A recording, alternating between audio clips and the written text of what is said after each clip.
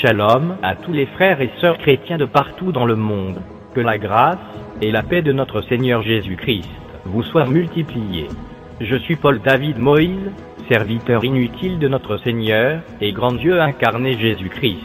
J'aborderai aujourd'hui l'épineux problème des sectes, en tant que chef-d'œuvre du diable, aussi bien dans leurs traits distinctifs, qu'en tant qu'une contrefaçon magistrale du diable, de l'Église épouse, que notre Seigneur et grand Dieu incarné Jésus-Christ s'est acquise au prix de son sang immaculé conception. Que la paix, l'amour, le discernement, avec la foi, soient donnés aux frères et sœurs chrétiens, de la part de Dieu le Père en Jésus-Christ, par le Saint-Esprit. Frères et sœurs qui partout dans le monde font face aux ruses, aux tromperies et aux supercheries du diable. En effet, les sectes constituent un gravissime danger et une réelle menace, aussi bien pour le monde, qui court à sa perte, que pour les chrétiens véritables, qui attendent le retour salvateur et libérateur de notre Seigneur Jésus-Christ, c'est-à-dire l'enlèvement de l'Église épouse, en ces temps périlleux et ténébreux de la fin.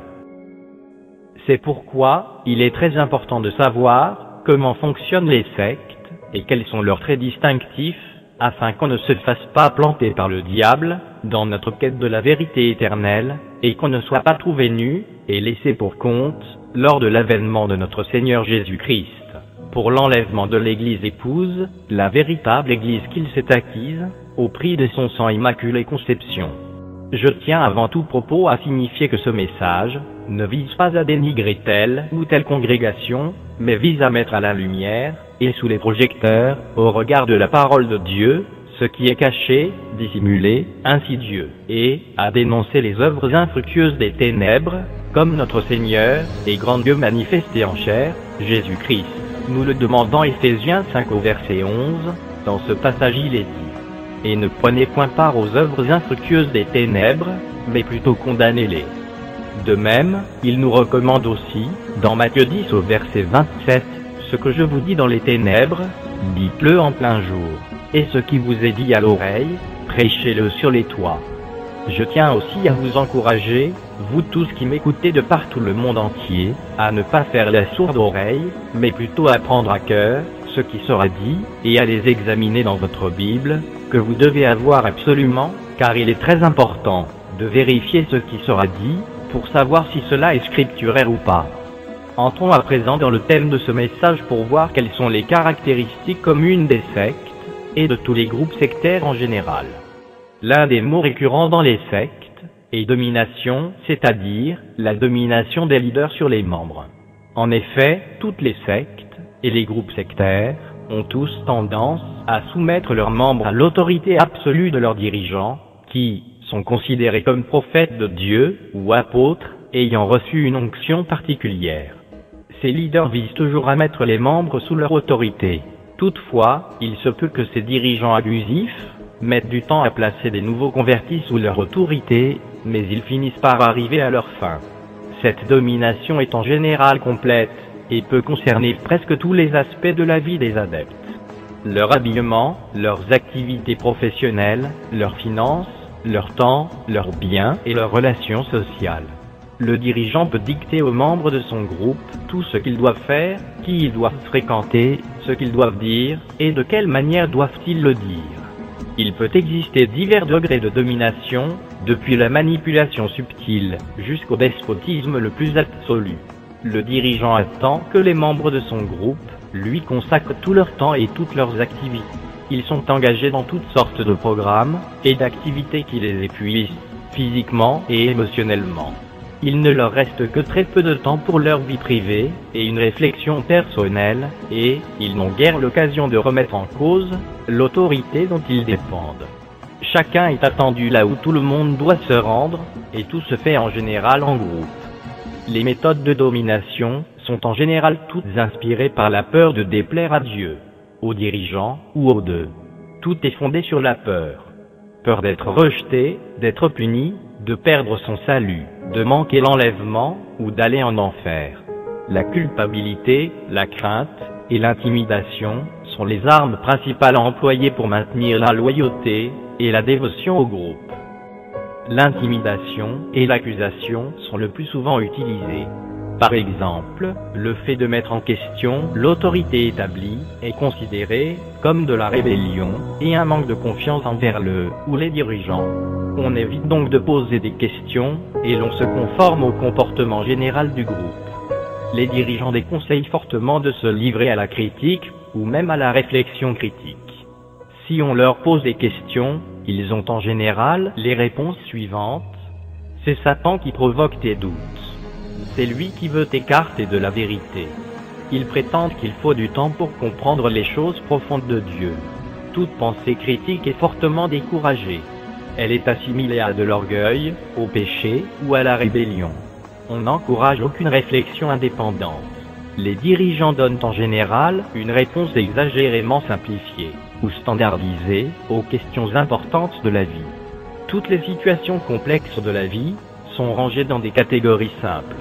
Tout est bon ou tout est mauvais. Examinons ensemble certains traits distinctifs des sectes.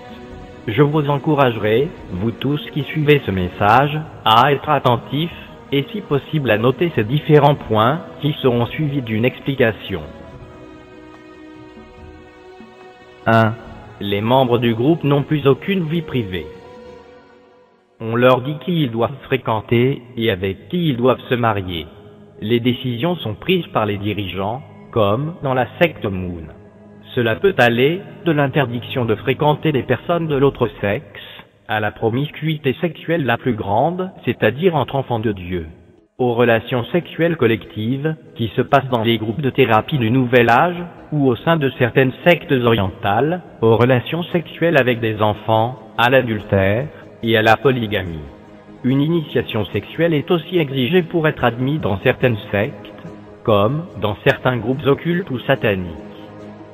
L'impureté sexuelle est très en vogue dans les sectes, surtout chez les responsables. Elle peut même être encouragée. La séduction doctrinale se traduit très souvent par une séduction morale.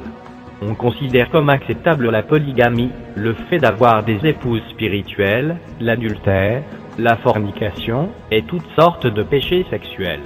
Les dirigeants pensent qu'ils sont au-dessus du lot, ou qu'ils peuvent se permettre de ne pas obéir aux lois de Dieu. Il est donc fréquent qu'ils ne respectent pas les règles qu'ils imposent aux autres. Les règles sont très strictes dans certains domaines, et complètement relâchées dans d'autres. On interdit parfois aux hommes et aux femmes de se trouver ensemble pour certaines tâches, alors que dans d'autres domaines, on encourage une extrême liberté. Le groupe sectaire n'est pas équilibré, et tend à favoriser les extrêmes. 2. La loyauté au groupe est fortement encouragée. On a recours à des confessions publiques, pour forger les relations entre les membres. Tous les péchés secrets, posés en action, ainsi que les pensées, les tentations et désirs ressentis doivent être confessés à tous ceux que vous connaissez, et même à ceux que vous ne connaissez pas. L'objectif est de ne rien cacher de votre vie privée, pour développer des relations de confiance mutuelle. Ces pratiques peuvent devenir des moyens très puissants, pour lier émotionnellement les membres du groupe à leurs dirigeants, ou à tous les autres membres du groupe.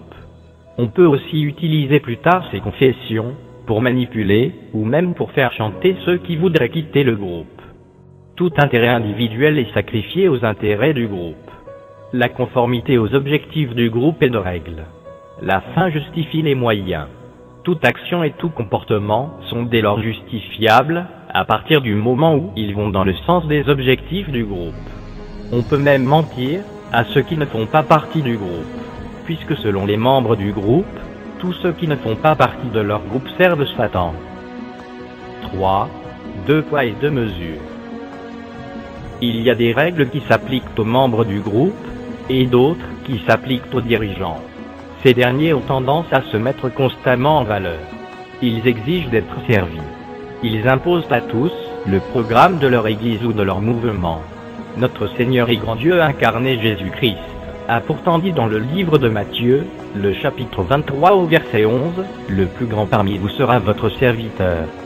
Il a aussi dit dans le même livre de Matthieu, le chapitre 20, verset 28, « C'est ainsi que le Fils de l'homme est venu, non pour être servi, mais pour servir, et donner sa vie comme la rançon de plusieurs. » Vous pouvez utiliser ces versets pour vous rendre compte si votre groupe est sectaire ou non, car les sectes font l'inverse, de ce que demande notre Seigneur Jésus. 4. On prend des libertés avec la parole de Dieu. Une des remarques flagrantes au sein des sectes est que la parole de Dieu n'est pas enseignée droitement. On ajoute à la Sainte Bible des révélations reçues par divers individus ou des interprétations particulières. Parfois, on les substitue à la parole. On tord les passages de la Sainte Bible qui sont contraires à certaines doctrines de la secte, ou on les sort totalement de leur contexte. On place un accent exagéré sur certains passages qui vont dans le sens souhaité par les dirigeants. On ignore complètement d'autres passages très essentiels qui dérangent. On ridiculise les enseignants de la Sainte Bible qui osent donner des interprétations différentes de celles de la secte. 5. Ce n'est plus à Christ que l'on doit obéir. Toute personne qui appartient à une secte, c'est-à-dire à un groupe abusif, découvre qu'on leur demande d'obéir au groupe, à l'Église ou à son dirigeant, plutôt qu'à Christ. On dit aux membres que s'ils veulent être fidèles à Dieu, ils doivent se soumettre à l'autorité de la secte ou de son dirigeant. On leur affirme que c'est la même chose, c'est-à-dire obéir aux dirigeants, c'est obéir à Dieu. Il en est ainsi en ce qui concerne les témoins de Jéhovah, qui suivent aveuglément tout ce que dit leur tour de garde. 6. Isolation des membres. Le contrôle de toutes les informations a pour résultat que les membres du groupe ne sont pas autorisés à avoir des contacts avec les membres de leur famille biologique, qui ne sont pas convertis, ou avec d'autres chrétiens, ou responsables chrétiens, qui pourraient les influencer. On veille à ce que toute information, qui pourrait dévoiler ce qui se passe réellement dans la secte, n'y pénètre pas. En général, on dénigre, ou l'on rejette toute source d'information extérieure au groupe, surtout si elle est critique. Le cercle des relations devient de plus en plus étroit, car les seules personnes fréquentables sont les membres du groupe. Les seuls livres qui doivent être lus sont ceux qui ont été écrits par des membres de la secte. On décourage ou l'on interdit la lecture de tout autre ouvrage, surtout ceux qui défendent des positions opposées.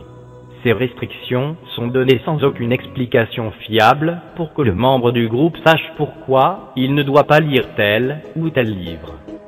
S'il est prouvé par exemple qu'il y a eu des fausses prophéties, ou qu'on les a utilisées pour faire de l'argent, on demande aux membres du groupe d'examiner les motivations, ou le caractère de la personne qui a dévoilé les faits, en ignorant l'évidence. On préfère mettre l'accent sur le caractère des personnes, qui veulent établir la vérité et non sur les preuves qu'elles avancent. On les appellera des émissaires de Satan, auxquels on ne peut absolument pas faire confiance. 7. C'est eux, et nous, c'est nous. Tous ceux qui attaquent les doctrines de la secte, ou qui marquent leur désaccord avec ces doctrines, sont automatiquement considérés comme des ennemis. Les membres du groupe ont en général le sentiment qu'ils ont été persécutés injustement et ont tendance à vouloir se faire justice eux-mêmes. En revanche, les vrais chrétiens acceptent la persécution sans se plaindre, car ils savent qu'elle met à l'épreuve l'authenticité de leur foi en Jésus-Christ, leur Sauveur. On enseigne aux nouveaux membres que Satan poussera leurs amis ou leur famille à critiquer leur groupe, et qu'ils ne doivent faire confiance qu'à leur nouvelle famille spirituelle, entre griffes. On leur dit qu'ils doivent s'attendre à être persécutés à cause de la vérité qu'ils détiennent. On développe la mentalité qui consiste à dire « eux c'est eux et nous c'est nous ». On leur dit par exemple « qu'est-ce qui est plus important, Dieu ou le système scolaire ?» Ou encore « n'aimes-tu pas Dieu de tout ton cœur? Ne nous fais-tu pas confiance? Connais-tu quelqu'un qui s'intéresse à toi plus que nous? Nous sommes les seuls à connaître la vérité. Ne veux-tu pas être trouvé fidèle? » Et bien d'autres questions pareilles. 8. On se concentre sur un ennemi imaginaire. La secte a besoin de se trouver un ennemi. On choisira donc le fisc, les Illuminati, les extraterrestres, le nouvel ordre mondial, les juifs, les noirs, ou d'autres groupes ethniques s'ils ont une orientation politique, ou certaines églises et dénominations, et on les définira comme nos ennemis. On évite ainsi d'attirer l'attention sur les problèmes internes, ou sur le plan réel de Dieu et la vérité éternelle. On garde les membres du groupe occupés à lutter contre l'ennemi extérieur. Cela les empêche de réfléchir sérieusement aux véritables problèmes internes au groupe. 9. On met en avant des révélations concernant la fin des temps. On met un accent particulier sur la fin du monde ou le retour de Jésus-Christ, en prétendant que le groupe a reçu des révélations exclusives. On utilise beaucoup le livre de l'Apocalypse, ainsi que certaines prophéties bibliques. Koresh prétendait ainsi avoir reçu une compréhension exclusive des 7 sceaux de l'Apocalypse, et affirmait être celui qui avait eu le privilège de pouvoir les ouvrir. La fausse prophétesse, Élisabeth, de l'Église universelle, a aussi reçu des prophéties des maîtres parvenus à la perfection, dont le thème était la fin des temps. 10. L'enseignement est destiné à motiver les membres.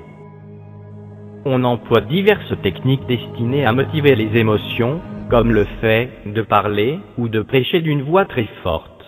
On emploie certaines musiques, et l'on fait participer le groupe à diverses activités au cours des réunions. On utilise la dynamique de groupe pour influencer les comportements. On s'efforce d'influencer les gens à force de sourires, de poignées de main et d'embrassades qui doivent dénoter un amour inconditionnel. On demande aux invités ou aux gens de passage ce qu'ils ont ressenti. On leur dit à quel point l'ambiance est bonne ici. Et l'on insiste sur tous les avantages qu'ils auraient à devenir membres de ce groupe. On s'efforce de se comporter avec ses futurs adhérents potentiels, comme si l'on était leurs meilleurs amis, et l'on veut absolument savoir quand ils reviendront. 11. L'existence de règles non écrites. Certaines règles qui gouvernent le groupe sectaire ne sont pas écrites, ni même exprimées. Méfiez-vous quand même. Si vous entendez certaines sectes dire que notre seule confession de foi, c'est la Bible. Comme ces règles ne sont pas exprimées de manière formelle, vous ne les découvrez en général que lorsque vous en violez une. Il va de soi que l'on considère que vous devez connaître ces règles. Ou alors, on ne vous en parle que lorsque vous êtes devenu membre.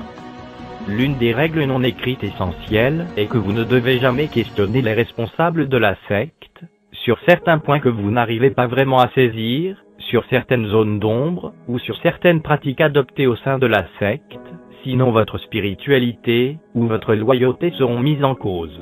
Ainsi donc, le silence devient une véritable forteresse protectrice, protégeant la position du pasteur entre griffes, ou du responsable, pour que personne ne puisse mettre le nez dans ses affaires, ou le contester. Celui qui met en cause ce qui a été dit, ou les règles du groupe, sera considéré comme un opposant, ou un diviseur. 12. Des techniques de conversion éprouvées. La conversion à une secte se fait grâce à un jeu d'interaction dynamique. On commence par repérer les nouveaux venus dans la ville, le quartier ou l'établissement scolaire. On repère en particulier tous ceux qui sont faibles et vulnérables, qui constituent aussitôt des recrues potentielles. Cette vulnérabilité peut souvent être accrue en raison de plusieurs événements, en grande majorité négatifs, comme un divorce, une dépression, un handicap, un changement d'emploi ou de carrière, un déménagement, l'isolement, la maladie, la mort d'un proche, un licenciement, ou l'abandon d'une pratique religieuse ou d'une église. Tous ceux qui ont fait de mauvaises expériences sur le plan de l'amour, qui se sentent rejetés, ou qui éprouvent un sentiment d'insécurité, sont attirés par les sectes et les groupes sectaires. Ces groupes savent leur faire immédiatement sentir qu'ils sont acceptés et traités comme des amis. Beaucoup de gens, qui ont vécu des expériences négatives dans leur église précédente, recherchent quelque chose de nouveau, et même de radicalement différent. On emploie des tactiques appropriées pour convertir et endoctriner les membres du groupe. Certaines sectes proposent par exemple des conversions radicales et rapides, au cours d'une retraite ou d'un week-end intensif. D'autres ont recours à une approche plus subtile, qui peut s'étaler sur des semaines ou des mois. Toutes les sectes poussent cependant les candidats à se prononcer rapidement pour une adhésion. 13. Les expériences priment sur la parole de Dieu. Les émotions, les intuitions, les révélations et les expériences mystiques priment sur la parole de Dieu. Elles deviennent plus importantes que les conclusions objectives qui nous ont déjà été révélées dans l'Écriture. Les groupes sectaires découragent toute pensée critique et toute réflexion indépendante, considérée comme un signe d'égoïsme, et diabolisent l'usage rationnel de l'intellect. 14. On pénètre parfois dans le domaine occulte. Certaines sectes considèrent toute activité terrestre comme mauvaise, contrairement aux activités de l'esprit, qui sont bonnes. C'est le principe de base de la gnose. On accepte les expériences subjectives beaucoup plus facilement qu'un enseignement constructif. D'autres sectes d'inspiration Nouvel Âge emploient la répétition de paroles positives ou des techniques de relaxation, des incantations, l'hypnose, la méditation, des états de transe mystique, la visualisation, des exercices de respiration profonde, pour ne citer que ceci. Toutes ces techniques ont pour résultat de plonger les adeptes dans des états de conscience altérés, ou seconds, dans lesquels on peut facilement les influencer par la puissance de la suggestion. Ces techniques peuvent provoquer un déséquilibre psychologique. En fait, les techniques de relaxation ont un résultat contraire et développent l'anxiété. Beaucoup de gens n'arrivent pas à faire le vide dans leurs pensées, ni à visualiser correctement. Les effets négatifs de toutes ces techniques ne se remarquent pas immédiatement et se développent à long terme. 15. Les dirigeants des groupes sectaires sont orgueilleux et ne se laissent pas enseigner. L'une des phrases préférées des leaders des sectes est la suivante. Personne n'a le droit de me juger, ni de me dire ce que je dois faire. Une telle attitude est inspirée par l'orgueil. Cela se comprend, car les dirigeants des groupes sectaires sont eux-mêmes séduits, et entraînent dans la séduction les membres de leur groupe. Personne ne peut les toucher. Ils n'ont de compte à rendre qu'à Dieu seul. Tout le monde doit obéir à leurs paroles, comme si c'étaient les paroles de Dieu. Ces dirigeants sont persuadés qu'ils ont toujours raison, et que toute parole qu'ils disent est la vérité absolue, et qu'aucune rectification ne peut leur être apportée. Quand Hobart Freeman a créé l'Assemblée de la foi, qui est bien sûr une secte, il était clair dès le début que tout le monde devait lui être loyal, et que tous les membres se devaient aussi d'accepter ses enseignements sans discussion. Hobart Freeman se considérait comme un prophète de Dieu. Si on s'opposait à lui, on risquait d'être considéré comme un blasphémateur. Beaucoup de gens sont morts, y compris lui-même, en prenant à la lettre ses enseignements sur la guérison. Il en est de même aujourd'hui dans tout le mouvement de la parole de foi. Toute fausse doctrine est catalysée par l'orgueil et se manifeste par de l'arrogance. Une bonne illustration de cette attitude est l'emploi fréquent de la phrase que nous retrouvons dans le psaume 105 au verset 15. Ne touchez pas au oint de l'Éternel. Selon John Avanzini et Paul Crouch, le docteur Walter Martin, un critique des sectes, est mort parce qu'il avait critiqué les dirigeants du mouvement de la parole de foi, ainsi que leurs enseignements. 16. On cultive l'orgueil du groupe. Par le langage qu'ils tiennent, les membres des sectes s'autoproclament détenteurs de la vérité absolue. Et cela se traduit par des expressions comme celle-ci. Nous sommes les seuls à avoir raison. Si vous ne faites pas partie de notre groupe, vous irez en enfer. Les dirigeants des groupes sectaires pensent qu'ils sont les seuls à enseigner la doctrine correcte, à l'exclusion de tous les autres. Ils sont les seuls à détenir la vérité.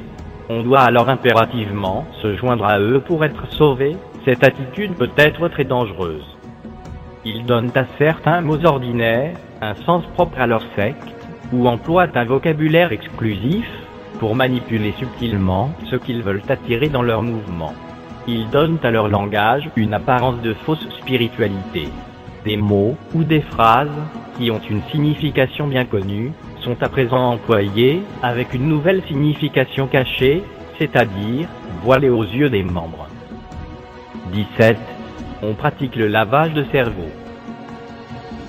Les nouvelles recrues au sein des sectes subissent un lavage de cerveau régulier jusqu'à ce qu'ils s'identifient étroitement à l'Église ou au groupe et à ses dirigeants en coupant les ponts avec leurs relations antérieures. On prétend souvent que pour subir un lavage de cerveau, il faut le vouloir. Mais qui accepterait de subir un lavage de cerveau, à moins d'avoir été persuadé que ce qu'on lui présente est bon?